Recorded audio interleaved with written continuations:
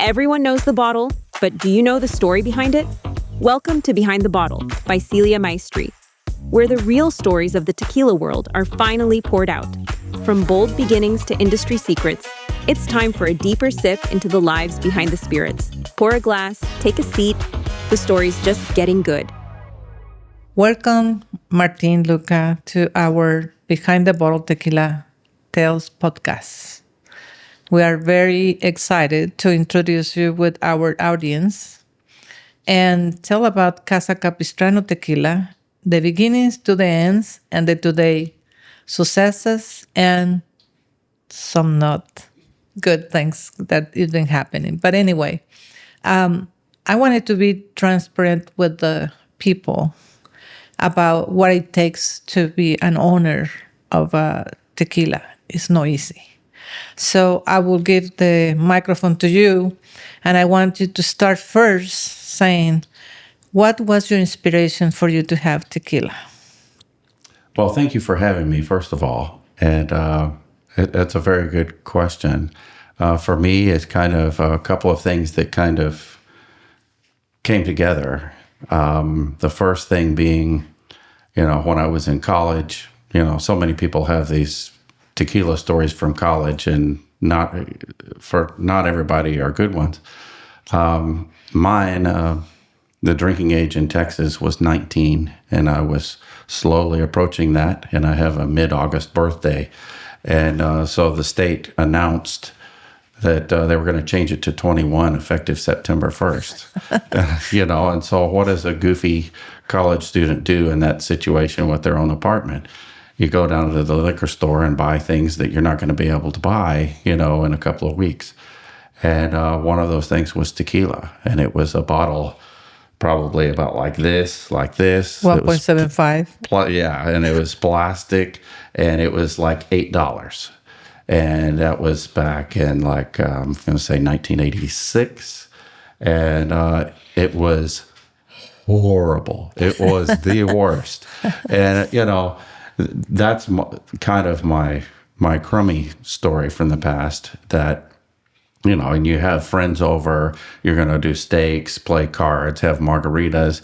And this stuff was so bad. If you put one drop of it in any kind of a mix or fresh ingredients for a margarita, it just knocked the whole thing sideways. It was terrible.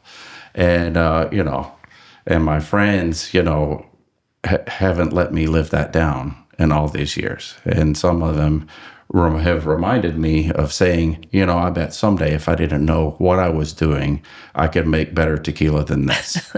And so that's kind of the first thing. And that stuck with me. And years later, I was raising my kids by myself. And as the kids got older, my parents would keep the kids, or my dad would keep the kids, for me to have a long weekend off once in a while. And so where did I go? Mexico. It was a perfect time to go and relax. But then I started observing that there were tequilas south of the border that you couldn't get in the USA that were amazing in comparison. And of course, it wouldn't take much to be amazing compared to the story I just told. But I started researching tequilas and discovering which ones I liked, why I liked them, and things like that. And then my father was a wine expert.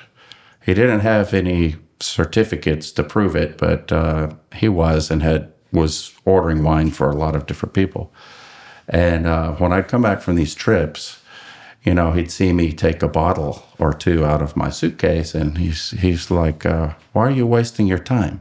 You can go down to the corner liquor store and go get tequila. And I was like, you don't understand. This is sophisticated tequila. Okay. And I get the eye roll, and then eventually one day when I came back from a trip, he was, antagonizing me a little bit, which, I always thought was funny because we would sit and compare notes on wines. And he just says, all right, open the bottle. And when he tried it, he was actually just blown away that this was tequila. It wasn't what he knew as tequila. So after that, when I come back from my trips, it wasn't, how was your trip? How was your flight? It was, what did you bring? And so he would have to sit. And so he and, wanted to join you. Yeah, immediately open what I brought back in the suitcase and try it and compare notes. And, we lost him in 2014. And, it's an unfortunate thing, but a lot of things stuck with me. I mean, my palate will never be as good as his was, but I learned some things.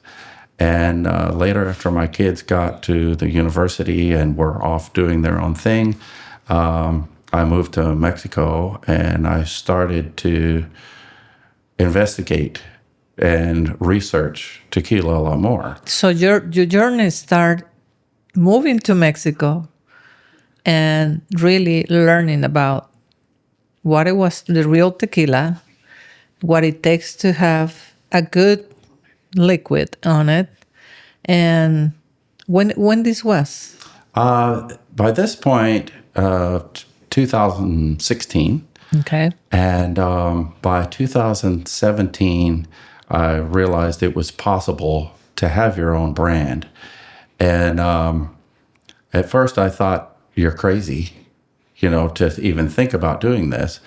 But I'm very sensitive to additives and fake things in tequilas. And that's one thing I've learned very quickly is that, when you have a really good quality tequila that doesn't have additives, you don't get the headache. I'll get one 10 or 15 minutes after just sipping it.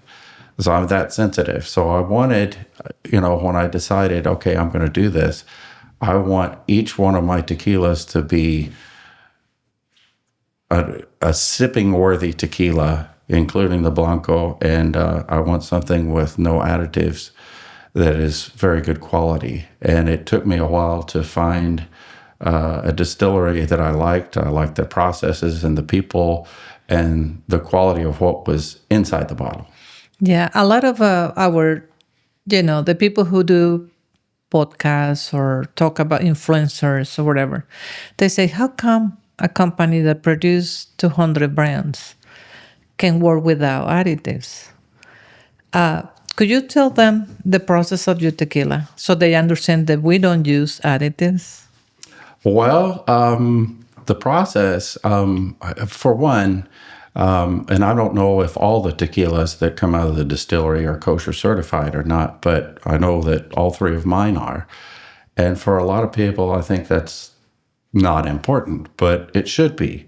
And, I'll have people ask me, well, why isn't your product organic? And that's another discussion. But the kosher certification, I think, is the next best thing. It's almost the same, in my opinion. Yeah.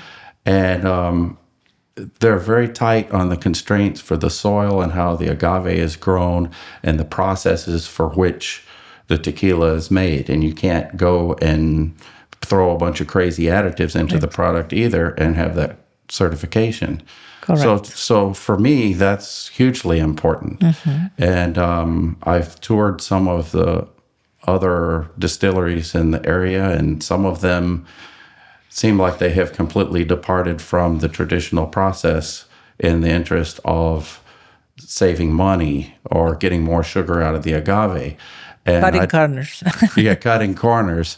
And I can understand why they would do that. But to me, the processes at Casa Maestri are worth it, and there is respect for the traditional process.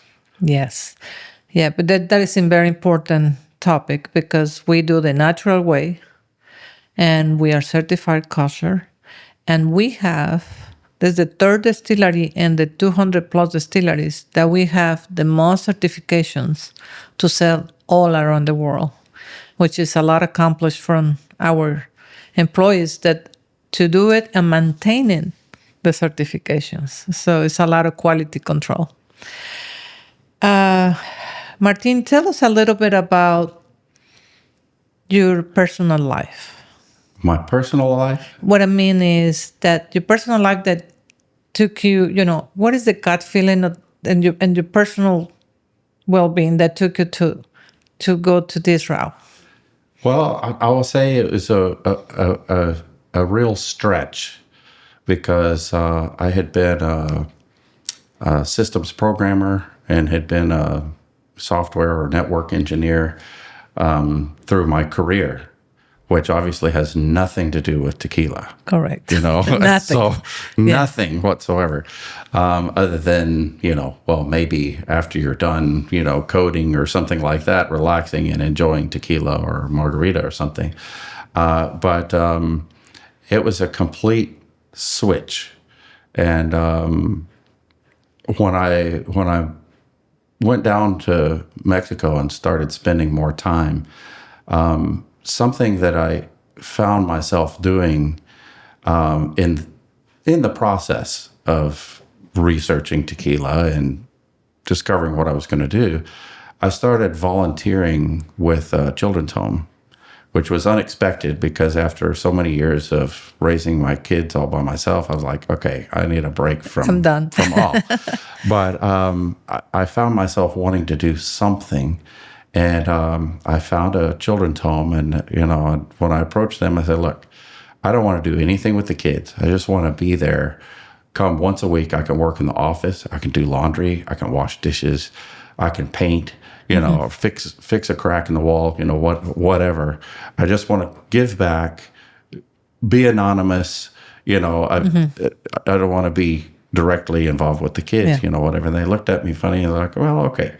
And so I start to do that, one day a week. And then one day I was there and, you get to know some of the stories of some of the kids. And while I was working, all of a sudden, out of nowhere, somebody comes up behind me and hugged me while I was working, and I turned around and I saw this girl, and I thought, oh my gosh, I'm thinking this is somebody that shouldn't trust another human ever, kind of thing, and it really moved me. And then pretty soon I was trying to help raise money for them and volunteering and helping with the English class on Saturday for some of the kids, and it was an unexpected fork in the road, I guess, of sorts, but while I was working on this.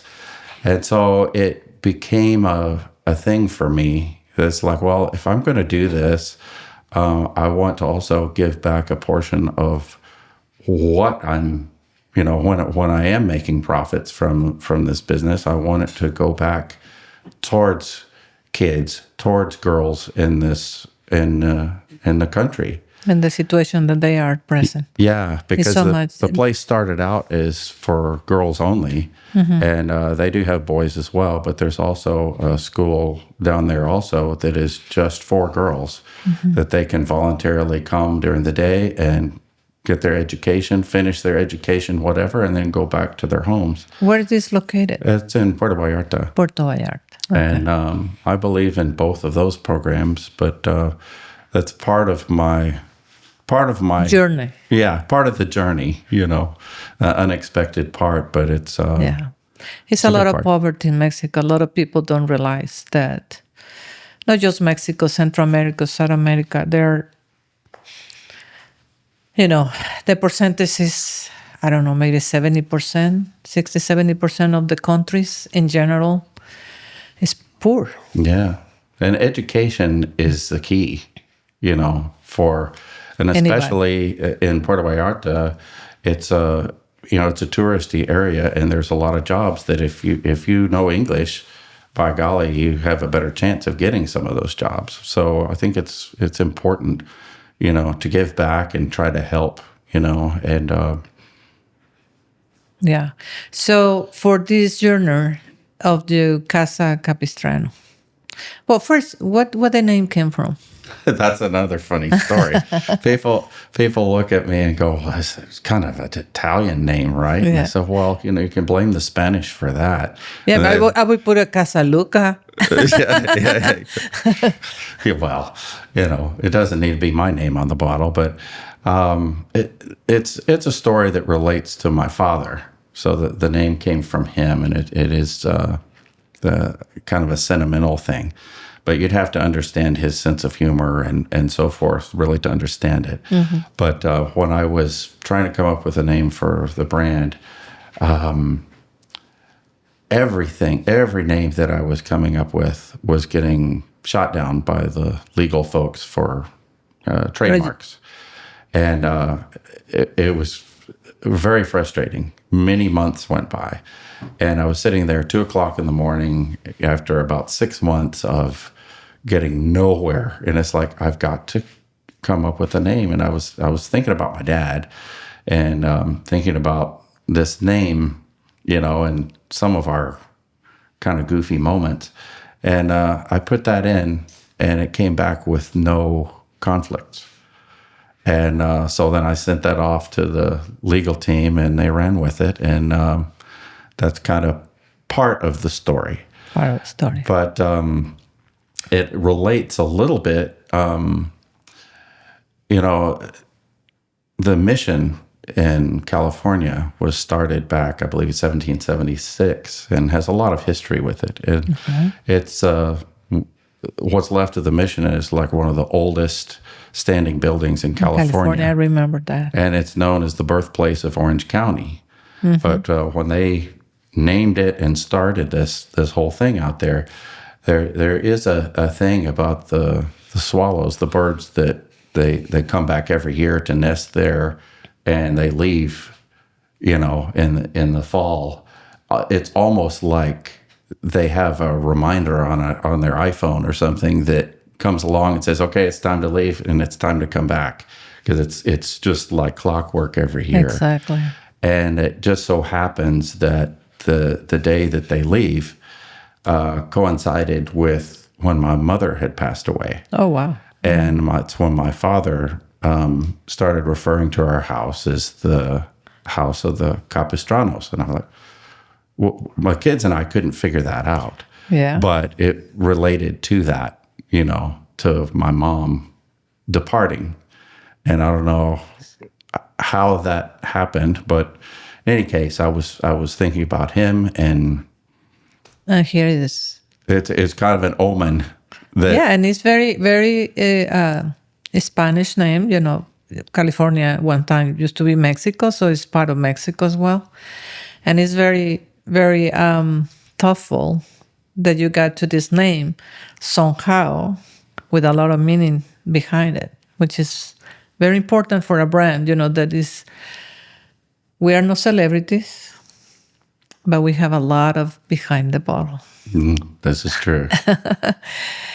So, do you sell this brand in the United States only or in Mexico as well? Right now, it's U.S. only, and I'm working on the ability to be able to sell it a little bit in Mexico. A little bit, especially in Puerto Vallarta. Yeah, that would be good. That would be nice. Yeah. So, what do you think is different, your brand, to the other brands? The presentation, you already told us what it means. But what do you think is difference? I like the presentation, but for you? Oh, thank you. Well, the difference to me, number one, is the quality and consistency of what's in the bottle.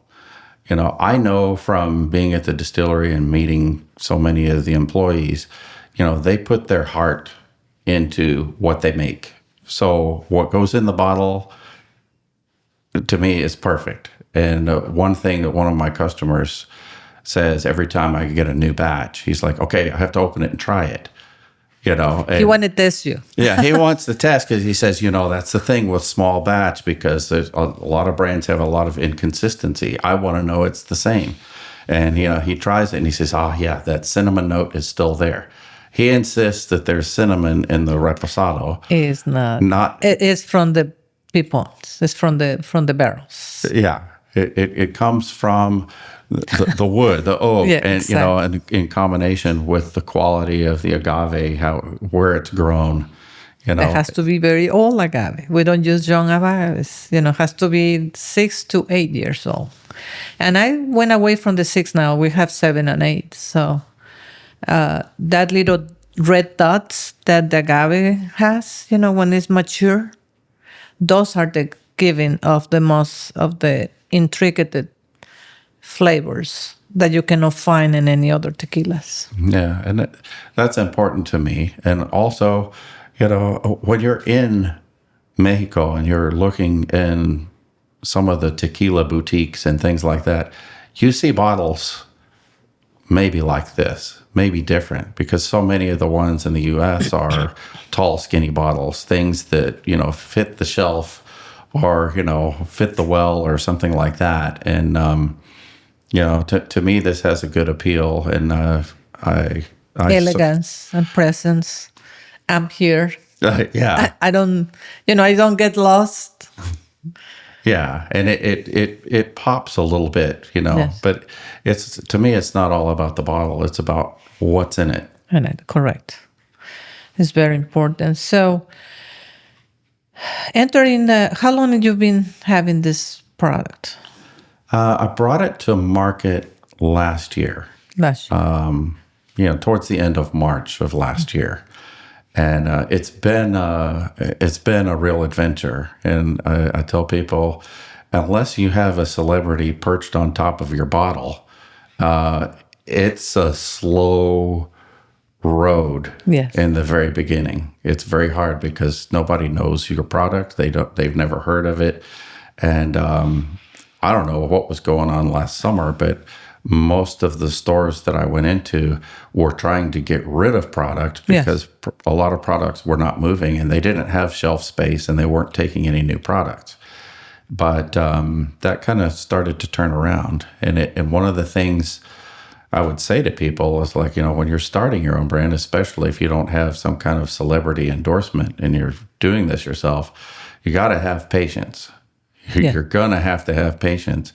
And you may get a whole lot of, I'm not interested, and it's not about your product. It may be about other factors. The market. It's about the market. But at some point, someone may say yes. But the one of the nice things, I have had complete skeptics in a store, maybe a store manager or something, and they will just, they have the terrible attitude, and I remember one guy, he's like, "Are you open to criticism?" "Sure, I'm open to criticism." And I said, "Are you really open to criticism?" And I'm thinking, okay, what? Sure, let's go. You want to cross the line a little bit? Yeah, let's go. And so, we, opened up the bottles and he tasted them and he was like, "Wow, I really thought I was going to ask you to leave the store, that it was going to be so bad." But he says, "This is amazing. I want it." No, this is what we want to hear. And so it's like, I think if you have something that has really good quality 100% agave tequila, like ours, that it sells itself when people taste it. Yes, I agree with you 100%. So, what areas you're selling right now your product? I started out, since the Dallas-Fort Worth area is my home turf. I started out there, and now starting to get into Austin and San Antonio. How is doing in Dallas? It's fair? It's doing pretty well. It's still an emerging brand, but yes, this is very young. it is very young, and it's interesting. All of the tequila that I ordered last year, I've ordered more than that in just this first quarter of this year. Okay. So it's like, okay, wow, things picked up, and it's really crazy. I was trying to do forecasting. That's another thing that's a real challenge with a new brand. It's very challenging because you don't know at which moments it's going to get more traction, and then the market slows down. Or the market is telling us right now that the Reposado consistently is number one, but behind is Blanco. The Añejo is not attractive right now in the market. It's just like Reposado and Blanco are the most sellable. The people looking more for that. Yeah. Because I guess the Reposado has a little bit of aging, but it's still clean in the taste. And the Blanco is no mistake. The ones who really like the aficionados, they like the Blanco. The Añejo is more for somebody who would like to enjoy it in a group and shop a little bit, that Añejo, and has a great notes too. But it's more like a whiskey tone side.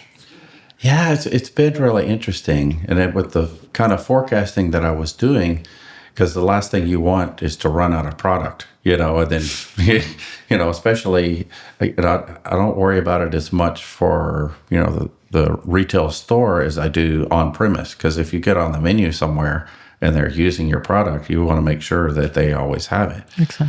But in November, I had enough reposado to last me through the end of February, the way things were going. And then all of a sudden, by I can't remember if it was the first or second week of December, it was all gone. Okay. It's like, wow. Yes. That didn't see that coming. Okay. But maybe the holidays, that kind of thing. But it's been weird. It goes in waves when I'm doing tastings, because it's going some ways. maybe I'll sell a bunch of bottles of reposado when I'm doing a tasting for all three at a store. But then sometimes I'll sell a full case or more of the Añejo Cristalino. And, it's a little unexpected to sell that much of it, but it just Various. It doesn't have a rhythm to it. No, you just got to be present and have a little bit of everything. And but it's very important that you are behind the bottle. That's right. Anyway, tell us if you entered any of the competitions, that in United States or anywhere. So far, it's only been competitions within the U.S. That we've entered, and it's San Diego Spirits Festival, Sunset Magazine, Proof Awards, Las Vegas Global Spirits are some of those. And, each one of my products has at least one gold medal from the competitions. And I appreciate that. And, it tells me, more about the quality of my products as they come from the distillery. Yeah, my husband said that to be able to compete with the market, within the market, with the celebrities or I know some, big brands in general, that the big brands are important, and they're the ones who help us to get in as well. So they're being helpful indirectly. It's very important to have quality. It's the only thing that we can offer different like anything else. So this is what your product has. So what do you think it has to be the worst challenge at this time? Or for you is going up and it's not a challenge right now? There's always a challenge, always. And it many different levels, trying to be in multiple places at the same time. If you're a one-man band, so to speak, with your own tequila brand. And I've reached the point where now I'm starting to have some help, and some other folks to help me with the brand and marketing and things like that. But I would say challenges sometimes are, getting into the wholesale space, and being able to get your product to a on-premise, location, restaurants, especially bars, hotels. Texas that has 4-tier system. Yeah, it really. You had to sell to Paul to get to C and D, and it's very difficult. It is, and it's really frustrating if a restaurant or bar says, "Okay, yeah, I want this product, I want it, I'm going to put it on the menu," and then you struggle trying to get the product to them, which doesn't make sense, and so. I hope somebody from TABC he listened to us sometimes in our podcast and try to give us a little more freedom to be able to make like Casa Capistrano be in the market with less trouble, But I can tell you, when the moment happens that, then your product does get there, well, it makes those moments even sweeter because you know what you've gone through, trying to get the wheels to turn. It seems like getting it into the retail space has been a little bit easier. Yeah. But I enjoy it this business and getting to meet people, interact with people, not just the customers that are buying the products, but also those that are working, behind the bar, or they're working, behind the cash register, or different parts of this industry. And there's a lot of really great people that are involved in this. Yeah. Well, I born in the liquor business. I grew up in the legal business. I came to the United States to sell my parents' products. But it was a challenge. I had to have another business, jewelry business, to be able to pay for the liquor business. Until 11 years later, I start getting into the map. So, of course, back then was not the social media as active like is now. But how you think you will have to go back to the tech industry to continue doing your Casa Capistrano, or this is just your side business to continue be alive and well and having fun? I enjoyed the tech industry when I was in it, and people ask me, well, do you miss it? And it's like, well, I miss my customers. I miss, my coworkers. Do I miss corporate America management? No. And do I enjoy all the studying to keep up with the technology so that I could be 100% for my customers? I don't miss that either. So to answer your question, I'm thinking I would live in a cardboard box on the side of the road before going back to the tech industry. Oh, wow. That's not happening. I'm not doing that. Okay. It was too many years. But I enjoy what I'm doing, and I enjoy seeing the brand grow. My goal is not to be, the biggest brand, out there. I mean, some people would have that ambition. For me, I just enjoy making a product that is sipping quality, that's a very good, pure product that people can enjoy. All three of my profiles are different. Yes. And I think that's good, because when I do a tasting with all three products, a lot of people buy a bottle because one of them fits their palate. Yes. One of them fits their purpose. And it's neat when I see somebody struggling between two of the bottles, trying to figure out which one they're going to buy. They like it so much, huh? Yeah. And sometimes it's a couple, and sometimes they walk away with two bottles. So that's a good problem to have. Yeah. So in conclusion is Casa Capistrano is here to stay, and we will hear from you more and more in the future. Tell us about, before we leave, to the audience, about your experience in Mexico at the festival that we made, that hopefully this year you join again, because now we're doing it we already start inviting people, and hopefully we can bring all those people around the world that they were coming, and for some security reasons, a bunch of them cancel. But hopefully this year will be different, and we can have a lot of fun and experiences there. The festival, I thought, was great. I didn't know what to expect coming into it, and the people were great.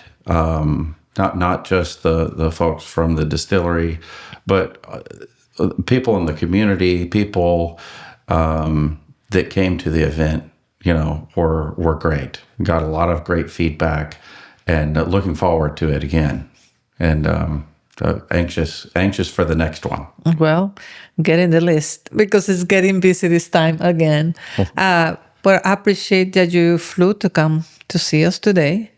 And as always, do not hesitate to contact me at any time. You have my personal phone number. And I want you to be behind the bottle. And remember, behind the bottle, I am behind yourself. So anything that I can do to help you, and you help me, I am sure all my employees are very happy that you are in the company. I hear very good feedbacks about you. They love it when you're at the distillery, and I hope to see you soon. Thank you for coming. Well, thank you so much. And I appreciate I know the distillery is behind me, if there's an issue or if I have any questions or anything like that. So it's a joy to work with everyone. And thank you, everybody, for watching today Behind the Bottle. And don't forget about Casa Capistrano.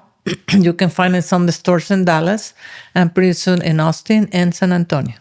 And Have also, a great day. Also online. Oh, also online. Thank you. That's it for today's episode. Thanks for listening to Behind the Bottle, Tequila Tales by Celia Maestri. The next story's already aging to perfection, so don't miss it. See you soon. Don't forget to follow us on social media and your favorite podcast listening platform.